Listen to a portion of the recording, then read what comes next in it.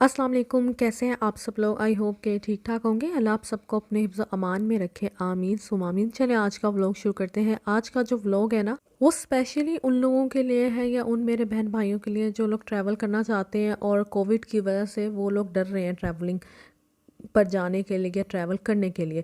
तो आपको ना मैं यहाँ पर मेन इंस्ट्रक्शंस बता देती हूँ जो अब की वेव आई है, उस हिसाब से उन्होंने क्या क्या चीज़ें रखी हैं कि आपके पास लाजमी होनी चाहिए। हमारे पास भी एक चीज़ अवेलेबल नहीं थी जिसकी वजह से इन्होंने हमें कहा था कि आप होटल में स्टे करेंगे। ये मैं कहती चलूँ, जब से कोविड आया ना, ट्रैवलिंग उतनी ईजी नहीं रही जितनी पहले हुआ करती थी। बहुत से मसले पेश आते हैं एंड मोमेंट पर। आपको पता चलता है कि जी जो ट्रैवलिंग वाले से जिससे हमने टिकट ली है उसने हमें कुछ और दिया है, जो वहाँ पर वो रिक्वायरमेंट्स मांग रहे हैं हमसे वो कुछ और है। तो ये सब चीज़ें जो है ना, ये एंड पर आपको बहुत टेंशन देती है, स्ट्रेस क्रिएट करती हैं। तो बेहतर ये है कि जाने से पहले ना आप किसी के भी व्लॉग जिन्होंने रिसेंटली ट्रैवल किया हो, ये जो आपको थोड़ी इन्फॉर्मेशन दे दे इसके बारे में, वो लाजमी देख कर जाएँ, वो आपके लिए ही बेहतर होगा।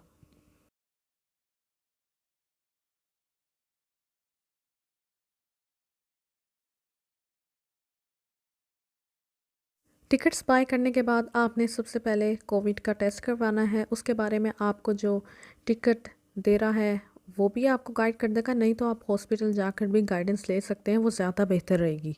अगर आप लोगों ने और इन्फॉर्मेशन लेनी है तो मेरा व्लॉग है वो आप जाकर देख सकते हैं, जिसकी जो मैंने प्रॉपर मतलब इसी के ऊपर बनाया है और आपके लिए वो हेल्पफुल भी रहेगा।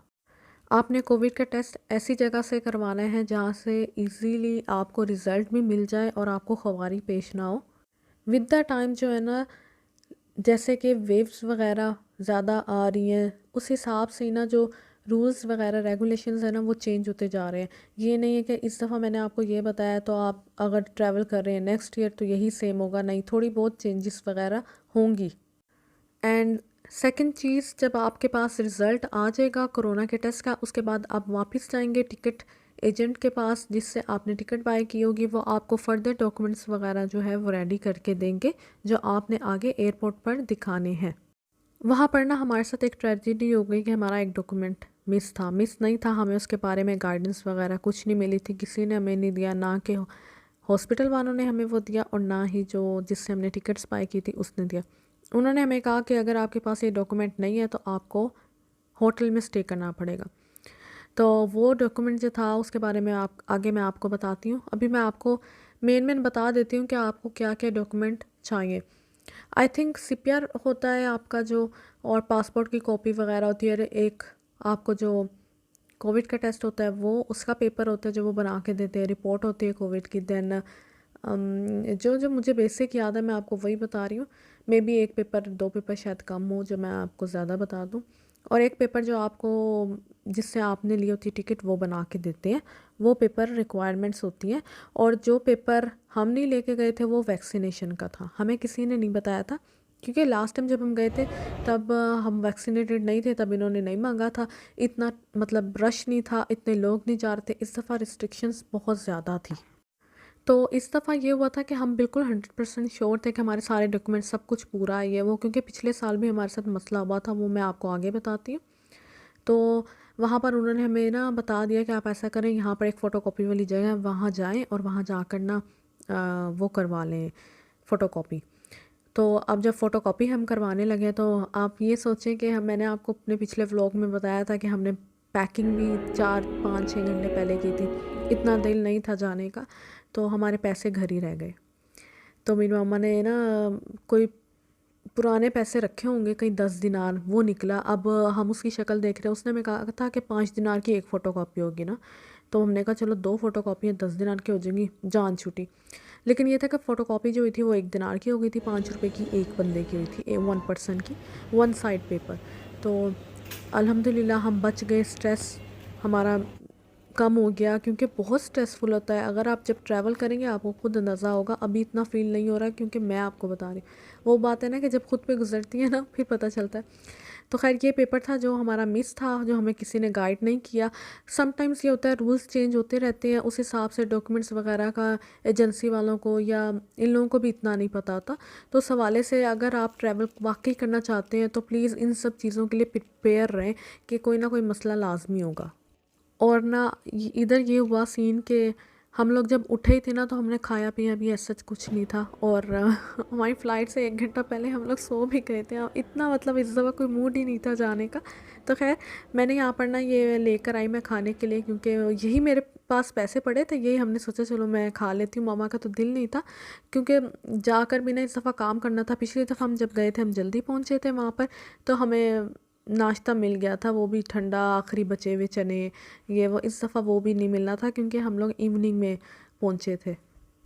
वो भी हम जल्दी पहुँचते, वो मैं आपको नेक्स्ट व्लॉग में बताऊंगी क्या हुआ था, और वो पाकिस्तान में ही हुआ था जो भी हुआ था।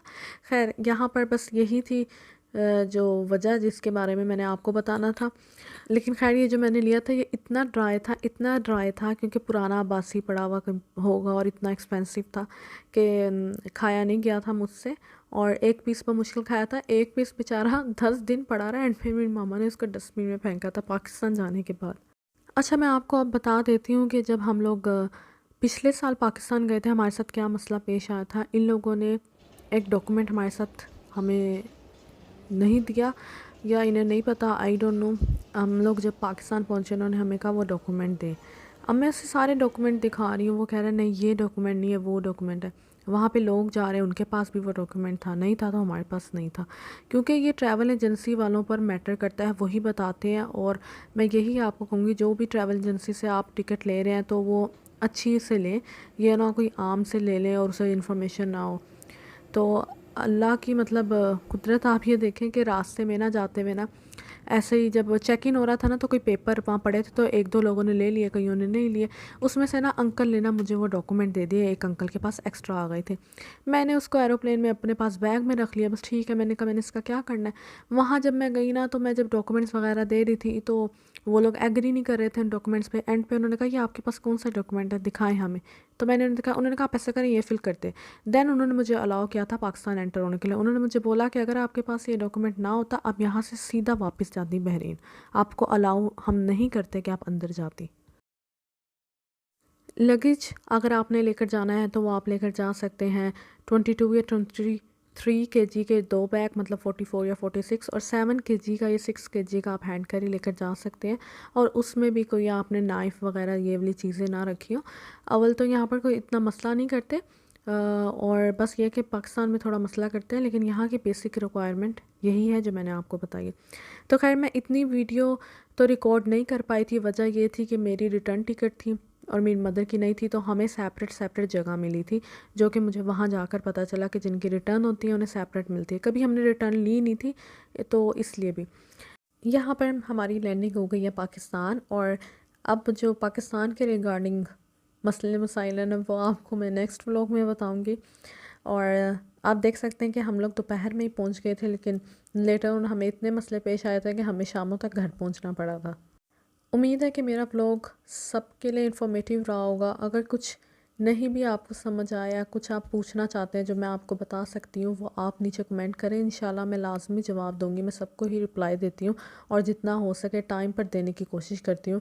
और आपको मेरा व्लॉग अगर अच्छा लगा हो, इन्फॉर्मेटिव लगा हो, और अगर आपके लिए इसकी जो जितनी भी मैंने मालूमात आपको प्रोवाइड की है अगर मुफीद हुई हो, तो मुझे और मेरी फैमिली को दुआओं में याद रखिएगा। आपसे फिर मुलाकात होगी। अल्लाह हाफ़िज़।